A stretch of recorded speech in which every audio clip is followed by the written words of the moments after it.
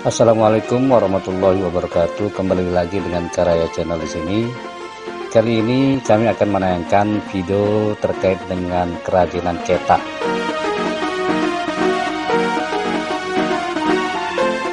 Di Provinsi Nusa Tenggara Barat sebagai daerah yang agraris, beraneka ragam tanaman tumbuh subur. Salah satunya adalah tanaman yang masyarakat di sini disebut dengan ketak. Dalam bahasa Latinnya disebut Digodium circinatum. Tanaman ini tumbuh liar di hutan-hutan di Nusa Tenggara Barat, antara lain di Desa Narmada, Kabupaten Lombok Barat, yang terbanyak di hutan-hutan di Pulau Sumbawa, memiliki bentuk batang seperti rotan, namun lebih kecil dan elastis, sehingga mudah dibentuk sesuai dengan keinginan. Ketak ini salah satu bahan baku untuk membuat berbagai macam bentuk kerajinan.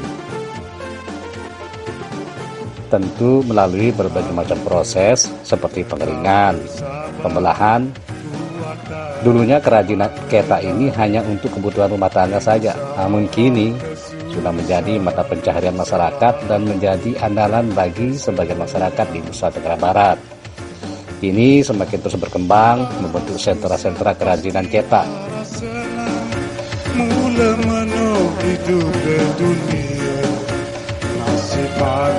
Sentra kerajinan yang sampai kini terus berkembang seperti di Desa Janapria, Desa Ganti, dan Desa Bujur, Kabupaten Lombok Tengah.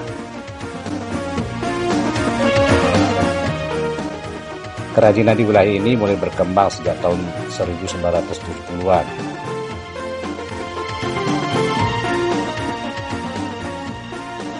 Melalui kerajinan ketak ini mampu menyokong perekonomian masyarakat sekitar,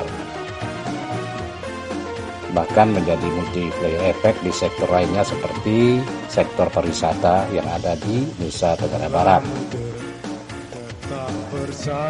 Kerajinan ketak yang terus dipertahankan dari nenek moyang ini merupakan tradisi turun-temurun.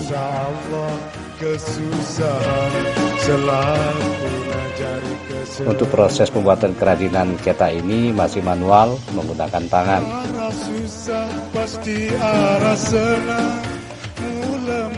Untuk proses dari membentuk sebuah kerajinan tentu melalui beberapa proses seperti penjemuran dan pengasapan.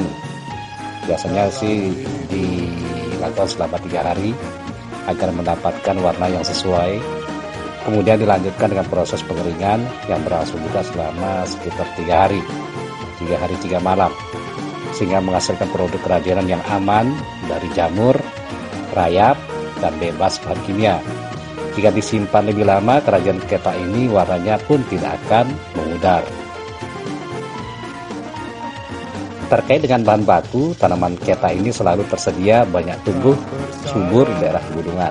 Bahkan ada juga yang membudidayakannya di rumah atau dijadikan pagar halaman rumah.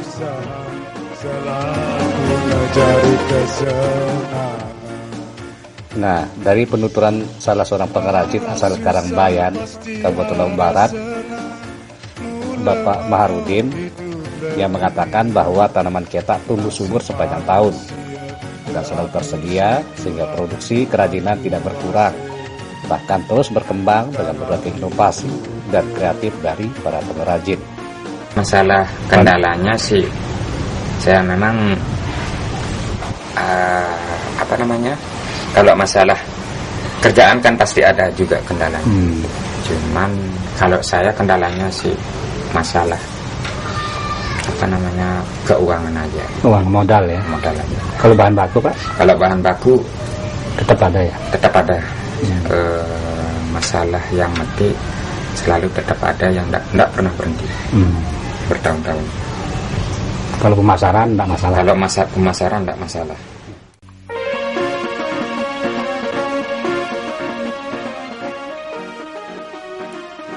Di Desa Karangbayan, Kabupaten Lombok Barat ini memang warganya selain sebagai petani, ada juga sebagai pengrajin ketak yang dijadikan sebagai mata pencaharian mereka.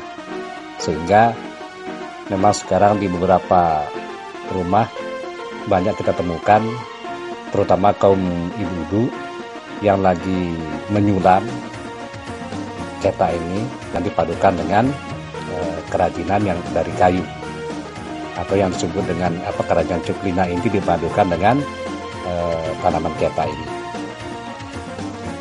Jadi hasil dari kerajinan cetak ini memang banyak kita temukan, seperti dalam bentuk tisu, tempat tisu maksudnya, bentuk nampan, ada yang bentuk tatakan gelas, dan berbagai macam, ada yang dijadikan bentuk tas gitu, yang dipadukan dengan kayu tenun, dan banyak lagi jenis kerajinan yang dibuat dari